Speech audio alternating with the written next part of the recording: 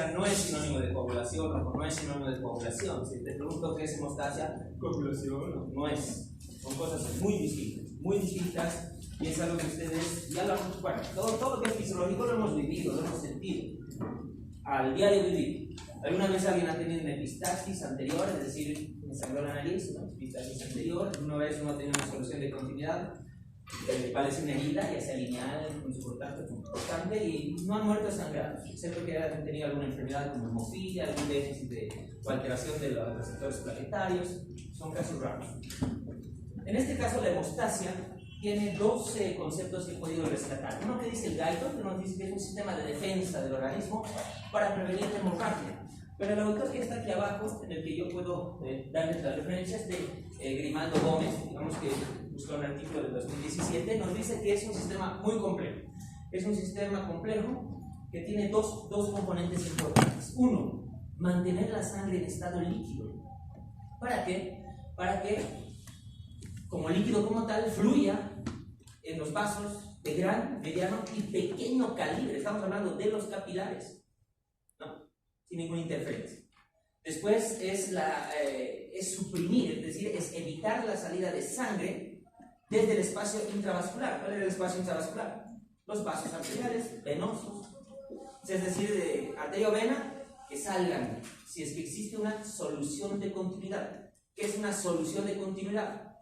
Cuando la continuidad como tal tiene una aberración, es decir, un espacio, una herida. Vale decir una herida, ¿no? Es decir, hay una brecha, un espacio, eso es. Entonces, generalmente eso pasa en vasos lesionados. Ahora tú me dirás, pero no me lesiono los brazos, ¿qué? No me lesiono, ¿no? Bueno, mentira, te lesiones. ¿Cómo funciona esto en un concepto general? Hay una herida, hay una hemorragia, este proceso tiene que ser rápido, localizado y tiene que ser regularizado, cuidadosamente regulado. ¿Por qué? Hay un sangrado, lo primero que se hace es una red de fibrina, eso es lo que pasa. Ahí participan plaquetas, las proteínas, factores de la coagulación para cesar la herida, y después de un tiempo, junto con otros factores, también se repara el vaso, no se lo deja abierto el vaso. Entonces el vaso se va reparando, el endotelio del vaso, las paredes, tiene mucho que ver con eso, las plaquetas y otros factores que vamos a estudiar en el órgano endotelial. Eso lo vamos a ver en presión, corazón. El órgano endotelial es un capítulo, solo hablar de endotelio, es un órgano, el endotelio. Bueno, se separa la pared del vaso y después ya no nos sirve el coágulo. ¿Y qué pasa con el coágulo? No te lo sacas rascando, ¿no? No te lo sacas estricta, no pasa eso. ¿Qué pasa? La fibrinolisis. ¿Qué es la fibrinolisis? Es la disolución del coágulo fisiológicamente hablado por tu organismo. Una vez que hubo una hemorragia, no la costra, me refiero, es otra cosa, me refiero interna. Imagínense que hubo vasos rotos cuando tú te golpeas por alguna razón y hay un morete que llama equimosis. Fue sangre extravasada, sangre que se salió de los vasos. Entonces esa sangre que salió de los vasos se formó una red fibrina, por todo lo que vamos a ver ahora. Se han reparado los vasos y se tiene que disolver ese coágulo. Y ese coágulo se disuelve gracias a nuestro organismo también. O sea que se dan cuenta que realmente eso es rápido, porque el cese de sangrado tiene que ser rápido, tiene que ser localizado solo en este lugar. No nos podemos coagular todo, ¿no? Solo en este lugar. Y tiene que ser realmente, pues, minuciosamente regulado. Ese ciclo maravilloso lo vamos a estudiar ahora. Ahora tú dirás, no me sangra. Mentira. Tenemos microsangrados en todo momento.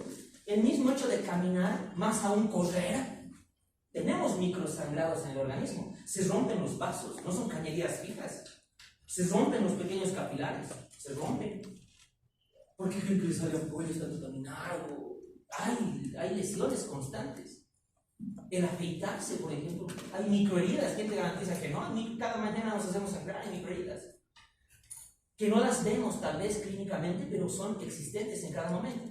En el acto amatorio, por ejemplo, hay microsangrados. ¿Por qué creen que hay contagio de virus como el VIH, hepatitis B o el papiloma? ¿Por qué hay? Porque hay microsangrados. Microsangrados que no los vemos. Pero si estamos acostumbrados a ver este tipo de heridas, pues no hay como perderse, ¿no? ¿Qué es eso? No vas de chocolate. Esa es sangre, ¿no? Sí, sangre. Y estas son fotos que las he presentado en el Congreso Fensosem de Tegucigalpa cuando era estudiantes como ustedes, yendo a los congresos. Con eso, fotografías clínicas. Eso sí tomado con mi celularcito, me acuerdo de un Nokia así chiquitito de esos que tenían sonido polifónico nada más. Y son heridas por machete, de una comunidad de Ayata, donde en la fiesta creo que se machetean por cultura, y llegó al centro de salud. Entonces, bueno, ya te hacer la sutura, pero son heridas por hacha, son heridas lineales. También hay otro tipo de heridas, por ejemplo, este es un accidente de tránsito, también una foto propia, una foto de mí, el vivir de estudiante. Este es un accidente de tránsito, vean ustedes la ropa interior de una señora, este es un muslo, este es el otro muslo y este es el fémur que se fracturó. Y todo lo que ustedes ven son los bastos, ¿qué es? Los bíceps femorales, los bastos, ahí está el sartorio, ahí está. Pero está desplegado, porque ha sido una fricción, ha sido una llanta que pasó, frenó y ha friccionado el muslo de la señora. Bueno, ahora está un caso clínico, ella ha sido un injerto maravilloso, es otro caso clínico, se hizo un injerto, una belleza y sobrevivió la señora. Ahora tú me dices, ¿y por qué no hay sangre aquí? Mira, sí lo han traído al hospital del Kenko. ¿Por qué no hay sangrado ahí? Porque mientras más la injuria, mientras más fuerte la injuria, más fuertes los sistemas autacoides de la hemostasia. Es inversamente proporcional. Mientras más fuerte, más estrés y más hemostasia. Hay otros tipos de sangrado también. Esto igual a fuente propia, igual lo presenté antes, igual de vigilar fenómenos. Intento de autolisis con un petardo, ¿no? Y miren, si nos sangra es una mandíbula que está flotando. Y realmente todo lo que ven aquí tiene que ver con la hemostasia. Es una solución de continuidad, es un sangrado, llámese vulgarmente, ¿no? Entonces, ¿cómo funciona esto? Veamos un poco de curiosidades, por ejemplo, en la historia. Miren que ya desde el inicio de los 1900, este autor ya conocía 4 factores de la coagulación. No quise ahora mostrar las fotos en qué estado estábamos nosotros. Lo hice el anterior, me dijo que en los 1960 estábamos saliendo de una revolución nacional y estábamos ahí en un camioncito. Retrocedan 60 años, no quiero contrastarlo así. Pero ya miren ahí en Europa, ya se conocía 4 factores. El CHEA es la tromboquinasa, como está ahí el calcio, ¿no? La protrombina y el fibrinógeno. Después de 35 años se les conoce como la época de oro, hasta 1940, porque ahí se ha conocido todo, la cascada, todo lo que conocen en cascada, en vía intrínseca y extrínseca. O sea, desde ese año está así. Y me he olvidado poner algo intencionalmente que les voy a mostrar la siguiente clase. Eso ya es historia, ya hay otra forma de ver la coagulación. Ya no el modelo de las cascadas, se llama el modelo celular, que les voy a enseñar. Entonces ahí está, el tiempo de protrombina, ¿no? Descrito por Kick. Kick tiene un tiempo también, el tiempo de Kick, por eso se llama cuando en el laboratorio. Ha clasificado y ha descrito la mayor parte de los factores de la coagulación que vamos a conocer en este tema. Ahora, este modelo celular, que a partir de 2006, es el que describe de otra forma la coagulación. Si ya han adelantado la lectura, no como cosas separadas, ¿no? Que el X, el X activado activa el X que no está activado, que aparece el B5.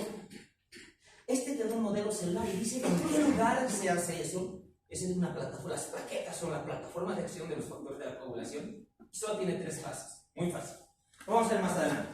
En conclusión, la hemostasia, que es esas medidas para prevenir la salida de la extravasación de sangre, tiene 3 tiempos. El primer tiempo, que se llama el tiempo vascular, el tiempo parietal, es el tiempo que participan los vasos. El otro, el segundo tiempo, es el tiempo plaquetario, donde están ahí las plaquetas, se forma el coágulo blanco, que es un coágulo laxo, o tipo de coágulo blanco se llama.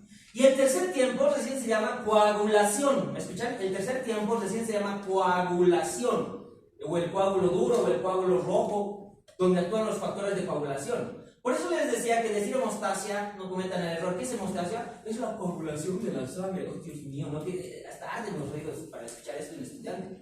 Entonces, la hemostasia, ya saben el concepto, y la coagulación es el tercer tiempo de la hemostasia. Y lo vamos a ir viendo, en eso se va a basar estas 2 clases, simplemente para eso. Veamos el primer tiempo. El primer tiempo, también llamado tiempo vascular, tiempo parietal también, se llama tiempo parietal, es la vasoconstricción. Pero esta vasoconstricción, si ustedes ven el dibujito de un vaso lesionado, ¿no? Que tiene una solución de continuidad, se da por estos factores que identifica el gallo. Ahí está la referencia, dice el gallo. Dice el espasmo miógeno local. O sea, todo músculo cuando sufre una injuria, ¿qué hace? Se contrae. Todo músculo, incluyendo el músculo esquelético, se contrae. Por eso es que te dan un buen golpe y te deja inhabilitado por un tiempo. Por eso es que das un cortito en el plexo solar que coincide con el diafragma y no puedes respirar, ¿no? No es por magia, no es que te ha dado su ki, ¿no?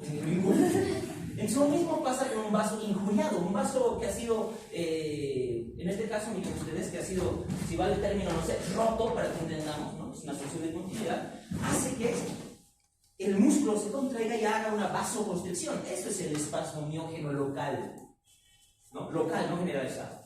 También están los reflejos propios del dolor. Van a ver ustedes en neurofisiología la maravilla del dolor, es un tema muy aparte, ¿ya? Pero esos reflejos como tal tienen que ver con esta contracción. Y también los factores autacoides del trauma. Entonces, ¿no? Autacoides, ¿qué significa factores autacoides? Son mediadores celulares, vale decir las bradicinas, las interleucinas, es eso, o sea, somos la comunicación celular que hace que los vasos se vasoconstriñan. Y también, ojo, el tromboxano A2, ya nos adelantamos, el tromboxano A2, que hacen las plaquetas.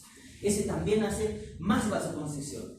De manera tal que al hacer una vasoconstricción, si es que este vaso es este que se ha dañado, la sangre sea derivada fuera del área lesionada, pues para que ya no, si es una cañería rota, simplemente la desvió para que vaya por el curso normal y no se pierda sangre. Bien, eso es el primer tiempo. ¿Y eso cómo puede ser medido? Puede ser medido, sí.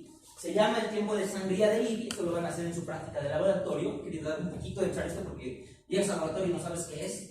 Entonces imbricaremos la teoría con el laboratorio. ¿Cómo mido el tiempo de sangría? Pueden hacerlo ustedes y adelantándose con el tiempo de sangría de Libby. ¿Cómo se llama este? Método de Duke. El método de Duke, ¿en qué consiste? Aquí tienes materiales, papel, filtros de órgano, alcohol, procedimiento, limpiar el lóbulo de la oreja, hacer una laceración, no dice un pinchazo, no dice lanceta con punta, dice punzo cortante. Con un papel filtro triangular marcas cada 15 segundos y vas haciendo 15 segundos la gotita, 15 segundos la gotita, 15 segundos la gotita, hasta que pare la gotita sin apretar ni nada. Y con eso indirectamente estás midiendo el tiempo de sangría de Ivy o el tiempo de sangría. ¿Qué evalúas con este laboratorio? Que lo van a hacer ustedes. Van a evaluar los factores autacoides, los reflejos del dolor, ese reflejo miógeno, es decir, el primer tiempo de la hemostasia, vasoconstricción. ¿En cuánto tiempo será lo normal? Ahí está, dice de 1 a 3 minutos, y según el Guyton dice de 1 a 6 minutos. Y eso ya pues depende de dónde vayan a sacar. Yo he sacado esto de un ex docente que ha fundado la cátedra de fisiopatía y de fisiología aquí, está hablando aquí en Bolivia, que tiene un libro que se llama Técnicas del Laboratorio Clínico, de Guetta Colla, un gran profesor que ha fundado fisiopatía y fisio, y el Instituto de Biología de la Naturaleza. Él tiene un libro y es eso, lo saqué de ahí. Entonces vean ustedes, están lechitas doradas, ¿no? ¿Cuál será el tiempo de Duke? ¿Cuál es el segundo tiempo?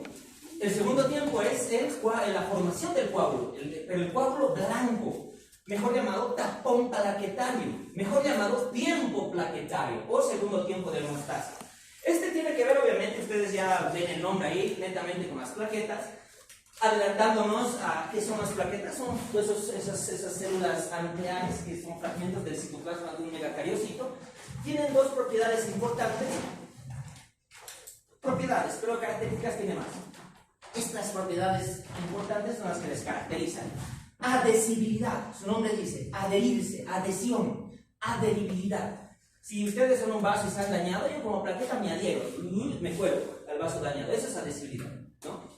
Agregabilidad, la chusma, el chisme, ¿no? ¿Qué hace eso? Aparte que me ha agregado, vean amigas, vean plaquetas, porque guay, las plaquetas se amontonan. Es eso la agregabilidad. Entonces eso así tan plausible y lógico tiene una función bien exquisita en fisiología. Esas son las dos funciones de la plaqueta. Y estas plaquetas en resumen se hacen obviamente en la médula, han visto ustedes la línea de la hematopoiesis, pero hasta llegar a su stem cell, que es su primera madre de esta, el stem cell, que da origen al megacariocito, y el megacariocito, que tiene los 2/3 de estas plaquetas, lanza las plaquetas al no lanza, ¿no? Por diapédesis y fragmentos celulares va a la sangre de las plaquetitas, y estas también pueden almacenarse en 1/3 en el vaso. Es decir, el vaso es un reservorio de plaquetas. Y cuando faltan plaquetas, porque están siendo utilizadas por cualquier razón, lo que hacen son señalizaciones celulares como la interleucina 6, está la interleucina 11, la interleucina 3, factor de necrosis tumoral y otros más. Dan una señal a la médula ósea y le dicen, hey, médula ósea, haz una trombopoyetina. ¿Y qué hace la trombopoyetina? Hace que exista más diferenciación, más megacariocitos para tener más plaquetas. Ese es el ciclo básico de la trombogénesis, que lo vamos a ver más a detalle adelante. Entonces, nótese que dice trombopoyetina. ¿Se parecerá a la hematopoyetina o la eritropoyetina? Obvio, es una hormona. Es una hormona muy similar a la eritropoyetina, pero se llama trombopoyetina. ¿Por qué se llamará trombopoyetina? Porque es la hormona que hace los trombocitos, ¿no? Bien, ¿qué más podemos decir de esta parte que es el coágulo, el primer tiempo plaquetario? Bueno, lo voy a adelantar por cuestión del tiempo, creo que vean la maravilla de esto. Solamente viendo esta imagen tenemos la clase de hoy. Los ojos no ven lo que la mente no sabe. Tal vez ustedes ven, ¡ay, mira una araña blanca! No, debe ser la isla, ¿no? Después de esta clase ustedes tienen que decir, ¡wow! Tromboxama 2, no, mira, ahí está su canulín, no, mira esa parte, son sus pseudópodos, está en esa parte de la faceta, ahí se están activando las plaquetas, agregación, estabilización, está ya en el tercer tiempo, están formando las redes de fibrina. Eso van a ver al final de la clase, no solamente lo que ven ahora. Los ojos no ven lo que la mente no sabe. Si no saben, no van a ver nada. Si saben, van a ver ciencia. Entonces, en esto me basaría la clase. Miren ustedes la plaqueta de cerviscoide, cómo cambia de forma ante una injuria, un vaso dañado. Y el vaso dañado expondrá su colágeno, su matriz celular, eso lo vamos a ver en la coagulación. Salen sus pseudópodos. Después, lo que les decía, se agregan y hacen la chimba, ¿no? La agregabilidad. Se adhieren y hacen la agregabilidad. Venga, y todas las plaquetas. Bueno, hacer un coágulo. Primero se llama coágulo blanco, por eso es el coágulo laxo. Este es el tapón plaquetario del segundo tiempo. No he hablado de la coagulación todavía.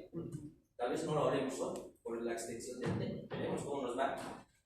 Este es el coágulo blanco. Bien, entonces toda esta maravilla la podemos ir viendo primero conociendo a nuestros protagonistas. ¿Quiénes son nuestros protagonistas? Las plaquetas, mejor llamado trombocitos. Como un concepto, según este autor, Gómez y Gómez, podemos decir que son células anucleadas, no tienen núcleo, tienen una forma discoidal, esférica primero, esférica, luego discoidal y con pseudópodo, o sea que cambia de forma la plaqueta. Ya hemos dicho que viene del megacariocito, ¿no? Con un fenómeno que se llama endomiótico, segmento endomiótico, es decir, fragmentación, es decir, que un pedacito se sale. Yo soy el megacariocito y un pedazo se sale de mi pie y es una plaqueta. Mi otro pie es una plaqueta, mis dedos son plaquetas. Eso pasa en la médula y así libera los trombocitos. Y lo vamos a, bueno, ya hemos adelantado más o menos cómo se van a ir viendo esto. Miren ustedes que esto no ha sido posible hasta 1960 conocerlo. ¿Por qué? Porque la plaqueta es muy difícil de estudiar por su tiempo de vida, por su fragilidad, porque cuando la sangre sale de nuestro torrente sanguíneo, apenas toca el vidrio, ya se empieza a coagular la sangre, se empieza a coagular como tal. Y eso tiene una explicación en el tercer tiempo. O sea que era muy difícil hasta que la tecnología de la agrogometría, ¿no? De la agregometría plaquetaria, que es una especie de inhibir la lesión, la coagulabilidad de la sangre y la agregación de las plaquetas y estudiarlas in vivo, ha sido posible. Y miren cómo se ha logrado identificar algunas partes de esta plaqueta, y entre ellas vamos a identificar principales organelas que van a estar repartidas acá, entre ellas las más principales, los gránulos alfa, también llamados cuerpos alfa, por los primeros histólogos, ¿no? Y los gránulos densos, cada uno de estos con diferente composición y con diferentes sustancias que van a servir para sus funciones de estas plaquetas. A esto se suma lo que les decía, la trombopoyetina. La trombopoyetina, amigos, es una hormona. Es hormona que a diferencia de la eritropoyetina, esta se sintetiza además en el músculo liso, dicen, ¿no? En el músculo liso, en la médula ósea, y también cuando las mismas plaquetas se destruyen, porque deben tener trombopoyetina. Es decir, que si yo soy una plaqueta y me estoy muriendo, hay la hematopoyetina y le dice a la médula, haz más plaquetas, haz más plaquetas. Bien, así funciona la fisiología en el cuerpo. Entonces eso lo vamos a conocer en la laminilla final, pero sigamos conociendo a los protagonistas. ¿Cuáles son las características de este trombocito? Las que les había mencionado, ¿no? La agregabilidad y la adhesividad, que ustedes ya lo saben, pero a esto se suma que estos órganos se activan. Plaqueta no activada y plaqueta activada, ¿me entienden? Y hay diferencia en las formas. Bolita plano con pseudópodos cuando se activa. Y se contraen, tienen la capacidad de contraerse una vez que activan la plaqueta por todo su citoesqueleto. Se contraen. Y obviamente, pues la estrella es el tromboxano A2 nuevamente. Tromboxano A2. No solamente en el tiempo vascular, sino también en el tiempo plaquetario. Y miren las características de esta plaqueta. Aquí podemos decir que se está activando, digamos, porque está en una forma discoide, ¿no? A una forma esférica, ya con sus pseudópodos o falsos pies. Y ahí está el diámetro que nos da ese autor. El Guyton nos dice que es en 1 y 4 micras, ¿no? Este nos dice que es entre 0,5 y 3 micras. Entonces siempre va a haber variaciones entre los autores, pero les recomiendo que usen los datos que nos da el Guyton. ¿Qué más podemos decir de este trombocito? Miren ustedes el valor normal del trombocito ahí arriba, ¿no? De 150.000 a 450.000 por milímetro cúbico.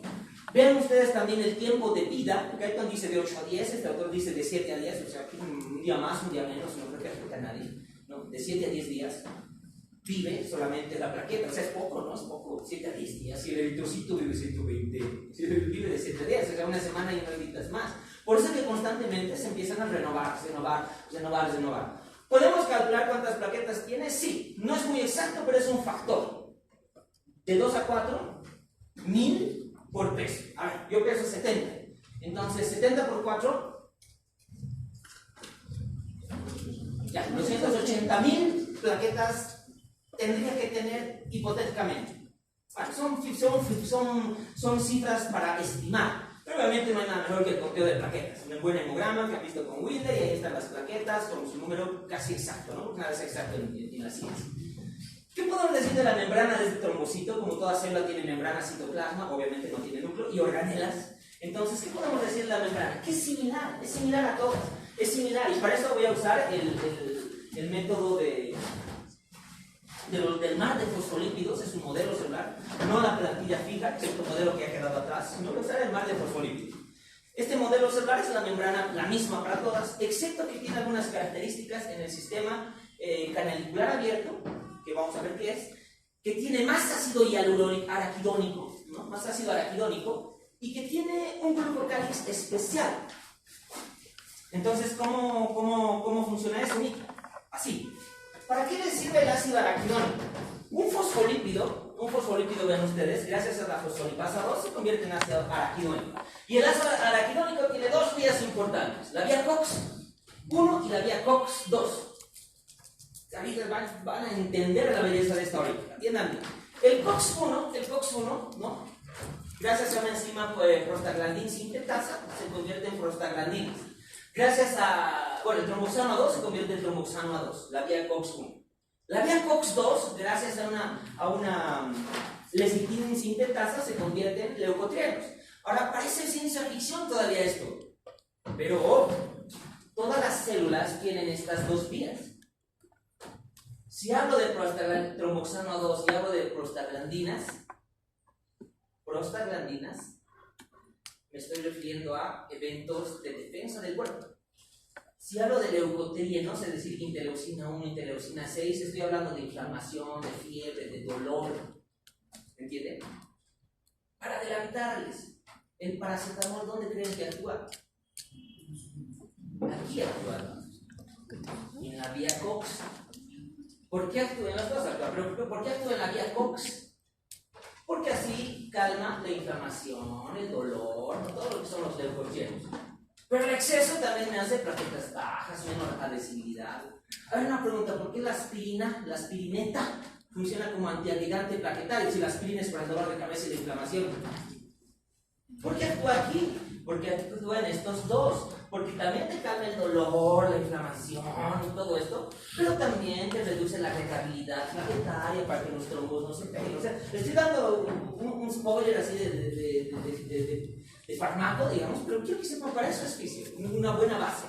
Entonces, sepan ustedes que en la plaqueta existen los fosfolípidos que se convierten en ácido araquidónico y tiene muchas posibles vías, la 1 y la 2. Pero la más importante es el tromboxano A2. Para eso les sirve, porque ella hace su propio tromboxano la plaqueta.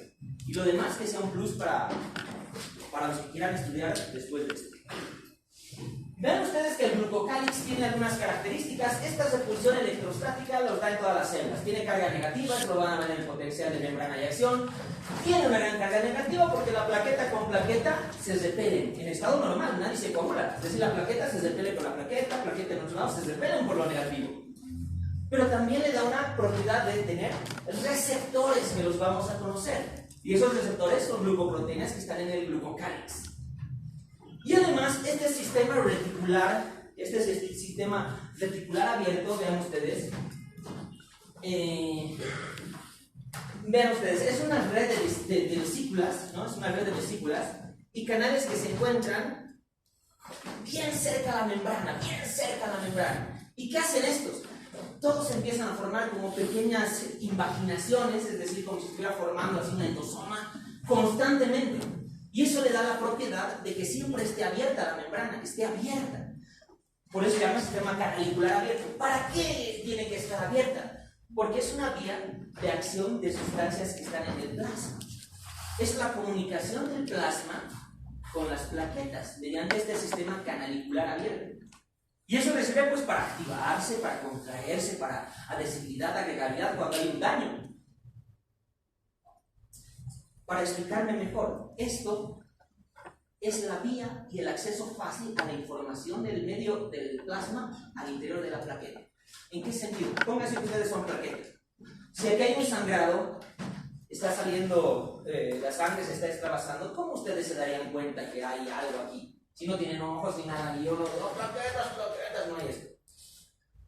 Por eso, porque ese plasma, a diferencia de otras células, porque para activarse al macrófago tengo que activarle al macrófago, tengo que molestarle, tocarle, pegarle o algo y viene. Pero este sangradito está en el plasma. Entonces esas sustancias que están sueltas en el plasma fácilmente ingresan por la plaqueta gracias a este sistema canalicular abierto y la plaqueta de por sí se activa y sabe dónde ir. Es esa la ventaja que tiene su membrana. Bien. Bueno, existen otros organelitos que vamos a ver, que hay agentes procoagulantes, ¿no? Que los vamos a ir conociendo, y los agentes como el factor activador de plaquetas, y otro procoagulante como el factor plaquetario. Entonces, vamos a verlo más adelante, están esos organelitos. Simplemente quería ver que eso tiene que ver con el ácido araquidónico. Es decir, que el ácido araquidónico no solamente hace la vía 1, vía 2 del COX, sino también hace los factores agregantes y los procoagulantes, y son varios. En sí, esta es la membrana. Este es el glucocálix. El glucocálix tiene 5 familias de receptores de tipo integrinas y 5 otros componentes de tipo receptores de tipo leucinas y otro tipo de receptores. Pero los vamos a sintetizar, o sea, no es solo un receptor. Hay muchos receptores. Aquí hay 5 deben haber, por lo menos se conocen como unos 12 receptores en la plaqueta. Pero vamos a ver la importancia de cada uno de estos. Por ejemplo, aquí tenemos los receptores. Tenemos la glucoproteína 2B, 3A. Tenemos la glucoproteína 1A, 2A. Tenemos la glucoproteína 1C, 2A. Tenemos la glucoproteína 1C', 2A. Y tenemos el receptor de vitronectina. Esa es la familia de los receptores de tipo integrina. ¿Qué me importa saber de estos? Solo estas cosas. Que los receptores 2B, 3A son los responsables de la agregabilidad plaquetaria. Y los receptores glucoproteínas o receptores 1A, 2A son los responsables de la adhesividad plaquetaria. ¿Cómo? Así. Primero, estos que se encargan de la agregabilidad son dependientes del calcio, es muy importante. O sea que el calcio es muy importante para no solamente la coagulación, porque es un factor de coagulación, sino también para el segundo tiempo plaquetario. Y también para el primero, porque el calcio hace la contracción muscular cuando vean el miocito y lo estudien así fisiológicamente hablando. O sea que viene la importancia del calcio. Ahora, este calcio, que es dependiente para esto, que es más abundante, ¿por qué sirve? Para agregarse. ¿Qué era la agregabilidad? Era el llamar, ¿no? Venga, unas plaquetas, venga, amiga. ¿Cómo hacen? Con el fibrinógeno. ¿Qué es el fibrinógeno? Es el último metabolito para convertirse en fibrina, es decir, el último producto de la cascada de coagulación. Si aquí ya se están coagulando, digamos, la amiga se coaguló, digamos, ya está haciendo en su cuerpito la fibrina, detecto ya la fibrina y todo sale, ¿me entiendes? Eso es lo que hace. Ese es el detecta el fibrinógeno. Y también el factor de von Willebrand. El factor de von Willebrand es algo similar, pero cuando un vaso se rompe. Cuando un vaso así se rompe, aquí hay factor de von Willebrand y las plaquetas están, todos van al vaso roto. Si el factor del fibrinógeno, el factor de von Willebrand se está formando en la plaqueta, todos van a esa plaqueta que ha iniciado la propagación, así se llama. Y la adhesibilidad es esta, miren, dependiente del magnesio, muy importante. ¿Por qué? ¿Cómo se adhiere? ¿Cómo se cuela? Gracias al colágeno. No se olviden que los vasos están formados por diferentes capas y ahí está la lámina basal. La lámina basal, ¿no? que tiene un componente muy importante dentro de su matriz celular, es el colágeno. Entonces, cuando se rompe el vaso, las fibras del colágeno están así, como flecos, y las plaquetas vienen ahí, se cuelan. Esa es la adhesibilidad, pero gracias a estos receptores. Y los demás receptores, si bien se conoce poco todavía, pero saben que este es para la fibronectina, para la laminina, y ahí dice su nombre, ¿no? O sea, el receptor dice de la vitronectina. ¿Para quién va a ser? De fibronectina, ¿no? Solamente para eso. ¿Bien? Eso es en cuanto a los receptores de esta familia de las integrinas. Ahora vamos a ver a los receptores de tipo leucina. En los receptores de tipo leucina, amigos, tenemos que ver esto. Y pueden sacar una foto para hacerlo más rápido. El principal es este, el complejo glucoproteína 1B, factor 9, factor 5. Ese complejo es el receptor más importante de estas familias leucinas y tiene doble función, adhesibilidad y agregabilidad. Adhesibilidad ya sabemos, lo mismo en el colágeno. Si aquí se rompió un vaso y detecta un colágeno, la plaqueta se adhiere. Pero la diferencia es que está en lugares, dice, de alta tensión de cizallamiento. Eso significa que es en los lugares donde el vaso está así, con muchos riesgos a volverse a romper por el movimiento, por lo que sea. Entonces, estos complejos, glucoproteína 1B, factor 9, factor 5, son para las superplaquetas. No mandan a cualquier receptor. Dicen, esto está difícil, vengan con ese complejo. Van las plaquetas más poderosas en el sector de cizallamiento, porque es una alta tensión ahí. Ese hace eso. Agregabilidad, bueno, ya no va a ser por el fibrinógeno, sino va a ser por la trombina, ¿no? Protrombina en trombina, fibrinógeno en fibrina, lo mismo pasa en la plaqueta, eso lo vamos a ver en el siguiente tema, y viene a agregarse por la trombina. Y esa se llama la fase de la propagación de la coagulación. Esa es la otra forma de ver las cascadas, lo van a entender después. Ahora, nótese que esta glucoproteína 1B, ¿cuál es su característica? Que tiene la mayor parte de carga, ella le da las cargas negativas a la plaqueta, y se asocia al citoesqueleto por una actina. O sea que esta tiene mucho que ver, tal vez, se está pensando con la contracción también de las plaquetas, porque está conectada al esqueleto de las plaquetas, no solamente la membrana. Y existen otros tipos, como esta glucoproteína 4, para estos, ¿no? Para la trombospondina, dice, y para las fibras de colágeno tipo 1 en reposo. Bueno, son cosas un poquito muy menudas para conocer, no por eso menos importantes, pero quiero que sepan todo, salgan de esta clase y digan, bueno, ahora ya sé todo sobre las plaquetas. Ahora vean ustedes el citoesqueleto. El citoesqueleto de estos trombocitos tiene dos componentes importantes. Esto es la formación, actinas y miocinas. Y los que unen a esos dos son las tubulinas. Eso no varía en ninguna célula. No haría, o sea, todas las células son así. También nuestro trombocito. Pero la diferencia es que la plaqueta en reposo, vean ustedes, tiene dos tipos de colágeno. Tiene la actina polimerizada en bajo porcentaje y tiene la actina monomérica o la actina G en gran porcentaje cuando está en reposo. Es decir, antes de que empiece a hacer este cambio, como al principio, mira. Reposo, ahí, ahora ya está activado, pero estaba en reposo, así. En cambio, el trombocito activado tiene un gran porcentaje de la actina polimerizada.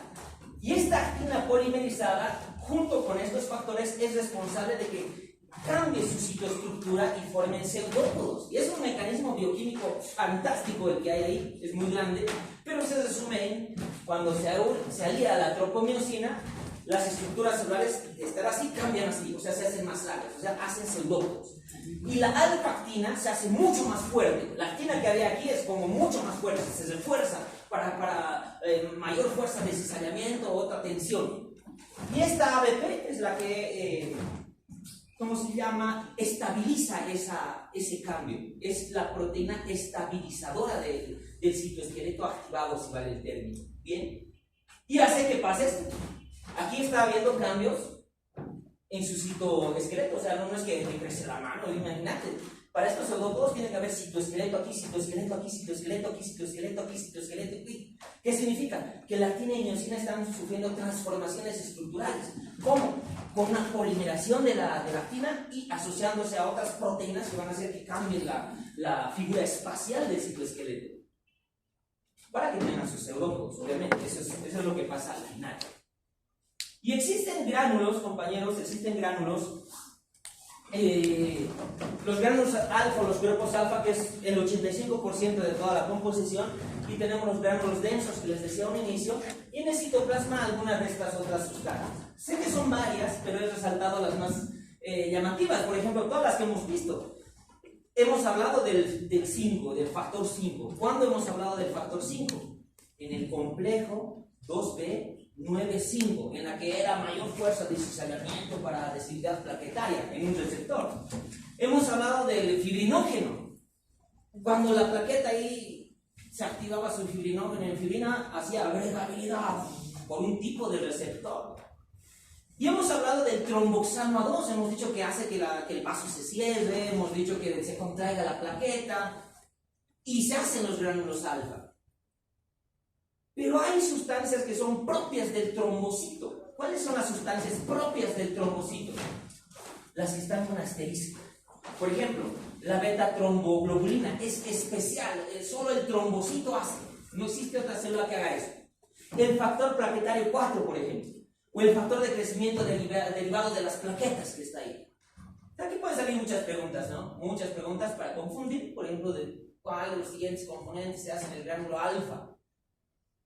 Yo les puedo hacer pisar el palito con puros factores de la coagulación. 1, 2, 3, 4, 5, 6, 7, 8, 9, 10. La pregunta está mal reformulada, no tiene respuesta, ¿no? Etcétera. Inciso A, ninguno. Algo así. Gránulos densos son muy importantes para adenín difosfato, calcio y serotonina. Es muy importante porque el calcio, miren, el calcio también actúa en la agregación plaquetaria, como ya hemos visto con los receptores, porque son dependientes del calcio. Por eso le he puesto en paréntesis, para que sepan la importancia y se acuerden la importancia del calcio. Y en el citoplasma, miren ustedes, hay muchas otras sustancias que obviamente tienen también sus funciones, pero más que todo para mantener a la célula viva, mantener a la célula detoxificada, mantener a la célula estable. Para eso sirven esos otros componentes. Bien, ahora en esta parte quiero que vean así, ya, así lo vamos a ver.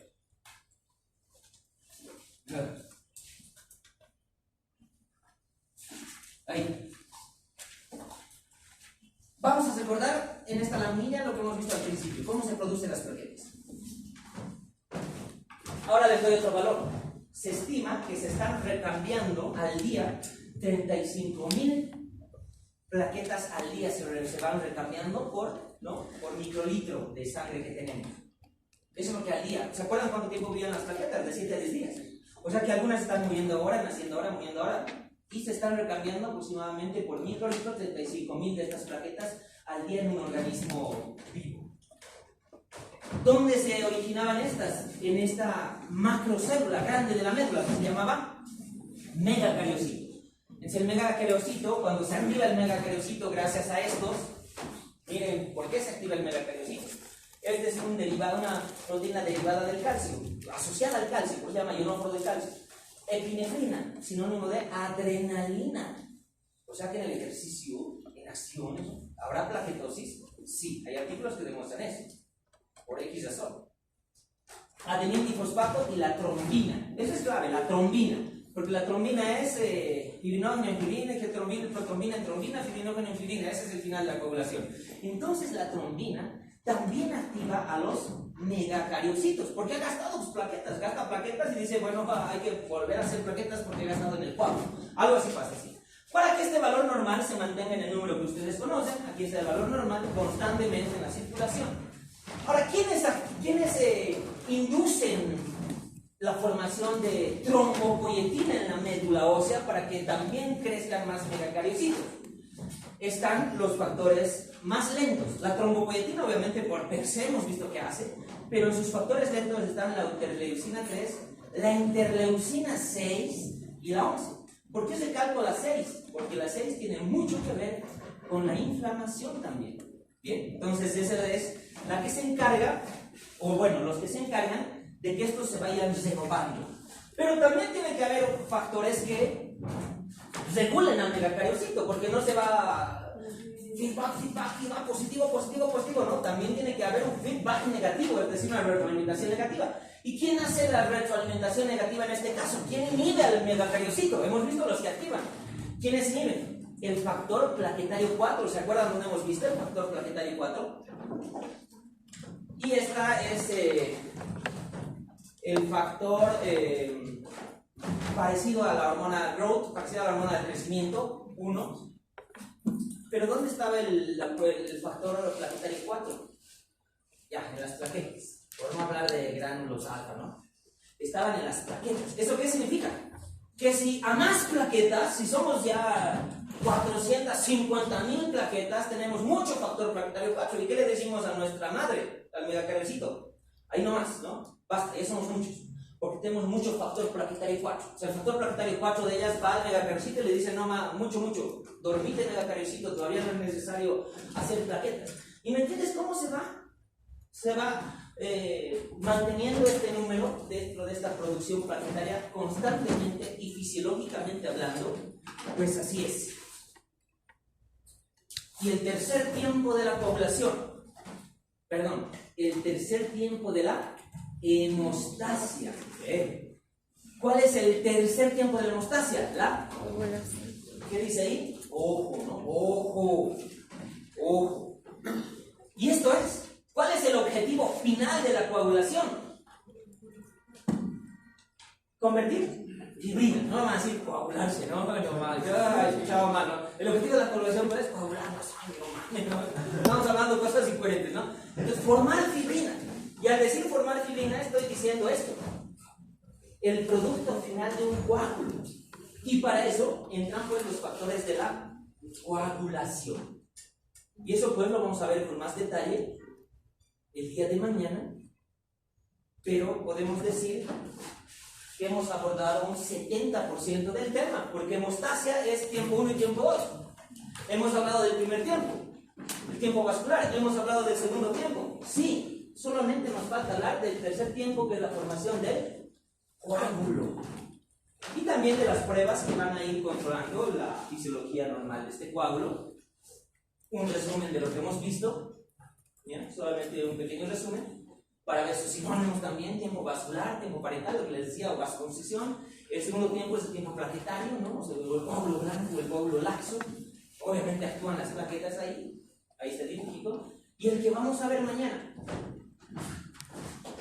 factores de la coagulación, el tiempo plasmático, también llamado, o formación del coágulo verdadero, o el coágulo rojo, ya no el coágulo blanco.